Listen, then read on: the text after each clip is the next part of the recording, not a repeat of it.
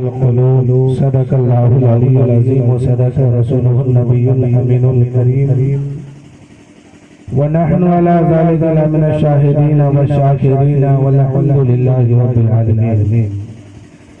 آئیے کچھ سننے اور سنانے سے قبل عقیدت و محبت کے ساتھ اپنے آقا و مولا حضور سرور کائنات فخر موجودات احمد مجتبی محمد مصطفی صلی اللہ علیہ وآلہ وسلم کی بارگاہ میں جھوم جھوم کر درود شریف پڑھیں. اللہم صلی علی سیدنا شفیعنا حبیبنا مولانا محمد معدن الجود والکرم بارک وسلم. صلو علیہ الصلاۃ والسلام علیک یا رسول اللہ صلی اللہ علیہ وسلم. بزار اشعار سماعت فرمائیں. اس کے بعد پھر انشاءاللہ کچھ دیر بات کر کے سلام پڑھیا جائے.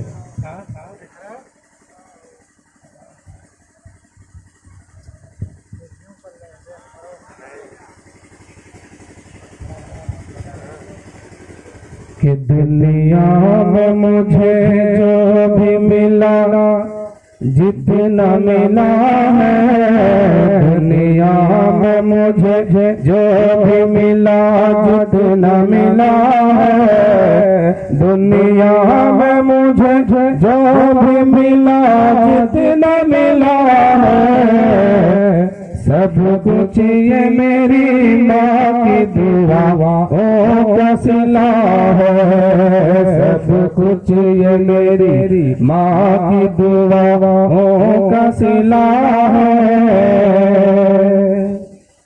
ایک مرتبہ ایک صحابی رسول حضرت انس بن مالک رضی اللہ تعالی عنہ حضور کی بارگاہ میں عرض کیے، یا رسول اللہ، یا حبیب اللہ، ہم پتہ کیسے کریں کہ میرا خدا مجھ سے راضی ہے کہ ناراض ہے؟ بہت بہترین سوال حضور کی بارگاہ میں حضرت انس نے رکھا. ان کا کہنا تھا کہ یا رسول اللہ، یا حبیب اللہ، ہم پتہ کیسے کریں کہ میرا خدا مجھ سے راضی ہے کہ ناراض ہے؟ میرے آقا صلی اللہ علیہ وآلہ وسلم نے بڑا پیارا جملہ ارشاد فرمایا. میرے آقا فرماتے ہیں، انس، جسے پتہ کرنا ہو کہ اس کا خدا اس سے راضی ہے کہ ناراض ہے، تو اپنے گھر میں جائے، اپنی ماں کو دیکھے، اپنے باپ کو دیکھے. اگر اس کی ماں اور باپ اس سے راضی ہے تو اللہ تعالیٰ بھی اس سے راضی ہے، اور اس کی ماں اگر اور باپ اگر ناراض ہے تو اللہ تعالیٰ بھی ناراض ہے. خدا کی رضا میں یہ اللہ، ماں باپ کی رضا میں خدا کی رضا ہے. جس کی ماں، جس کا باپ اولاد سے ناراض ہے، اللہ تعالیٰ بھی اس سے ناراض ہے. پھر دنیا کی چاہے وہ کوئی بھی عبادت کرے، اللہ تعالیٰ اس عبادت کو رد فرما دیتا ہے. ماں باپ اگر ناراض ہو تو پھر نہ نماز قبول ہوگی، نہ حج قبول ہوگا، نہ روزہ، نہ رمضان، کوئی عبادت نہیں. اللہ کے رسول فرماتے ہیں کہ اللہ کو راضی کرنا ہے تو پہلے ماں باپ کو راضی کرو. جس کی ماں اور باپ راضی ہوں گے اسی کا خدا اسے راضی ہوگا. لیکن آج دنیا یا ہم اپنی قوم کے بارے میں کہتے ہیں کہ آج ہماری قوم کسی سے دور ہے. ماں باپ اگر بڑھاپے میں پہنچ گئے ہیں، اس ماں باپ کا خیال نہیں رکھتے ہیں. ماں باپ اگر بڑھاپے میں پہنچ گئے ہیں، اپنے دوستوں احباب کا خیال تو رکھتے ہیں، لیکن ماں باپ کو ایک دوائی تک نہیں دیتے ہیں، ماں باپ کی خیریت تک نہیں پوچھتے ہیں، ماں باپ کی خبر و فکر نہیں رکھتے ہیں. اے میرے دوستوں، وہی ماں جب بچپن میں بیٹا تھا، بچپن میں بیٹی تھی، ایک ماں کی 4 بیٹا اور 4 بیٹی ہے، ماں پرورش اپنے بچوں کی کر رہی ہے. کبھی پہلا بیٹا کہتا ہے میری ماں، دوسرا بیٹا کہتا ہے میری ماں، تیسرا بیٹا کہتا ہے میری ماں، ادھر بیٹیاں کہہ رہی ہے میری ماں. وہی ماں بڑھاپے میں پہنچی ہے، اب ایک بیٹا کہتا ہے تیری ماں، ماں بیمار پڑ گئی ہے، دوسرا بیٹا کہتا ہے تم علاج کرو، تیری ماں ہے، تیسرا کہتا ہے تم کھلاؤ، تیری ماں ہے، چوتھا کہتا ہے تیری ماں ہے.